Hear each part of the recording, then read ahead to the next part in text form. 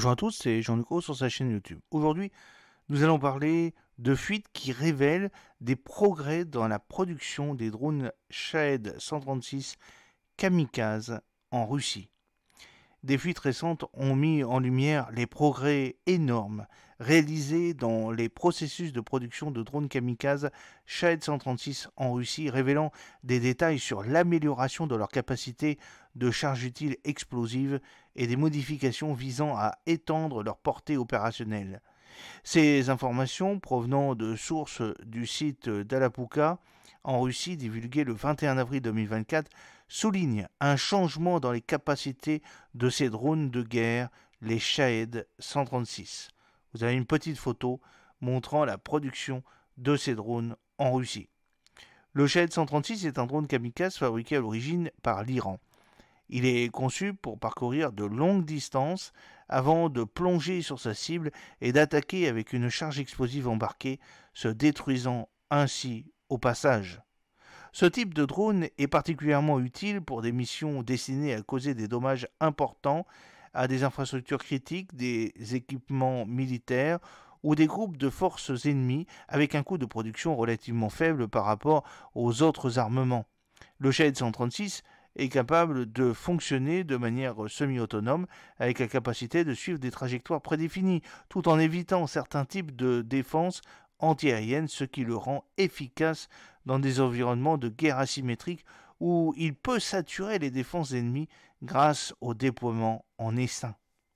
Des documents révèlent que les drones Shahed 136 fabriqués en Russie ont subi des améliorations par rapport à leurs homologues iraniens, ce que nous allons tenter de vous expliquer.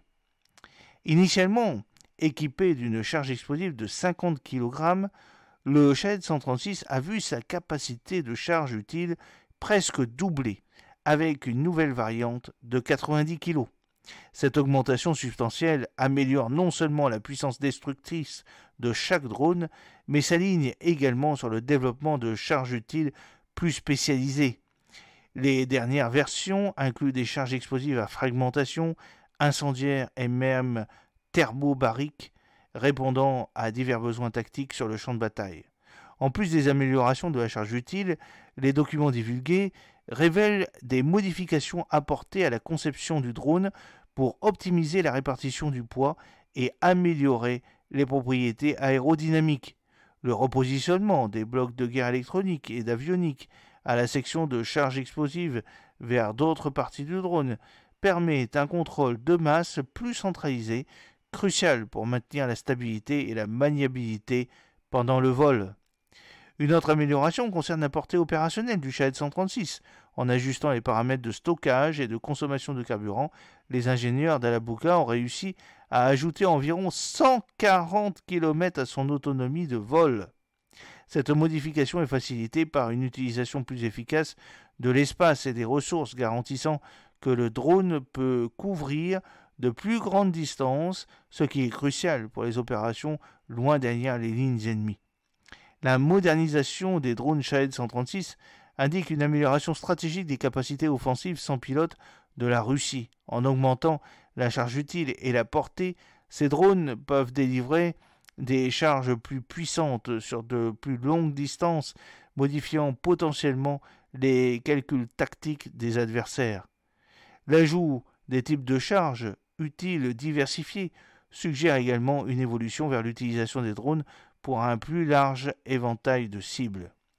Cette fuite révèle non seulement le progrès technique de la technologie des drones, mais met également en lumière la course actuelle au développement des armements. À mesure que ces systèmes sans pilote deviennent plus performants et plus polyvalents, leur rôle dans la guerre moderne continue d'évoluer, ce qui entraîne des recalibrages militaires et stratégiques. Reste désormais à voir les capacités sur le terrain de ces nouveaux Shahed 136 russes et de leur impact réel sur le champ de bataille, sur la guerre et sur les destructions derrière les lignes et dans les villes ukrainiennes. J'espère que cette petite vidéo vous a plu. N'oubliez pas de cliquer sur le pouce pour la promouvoir, de vous abonner si ce n'est pas encore fait et de partager cette vidéo sur vos réseaux sociaux.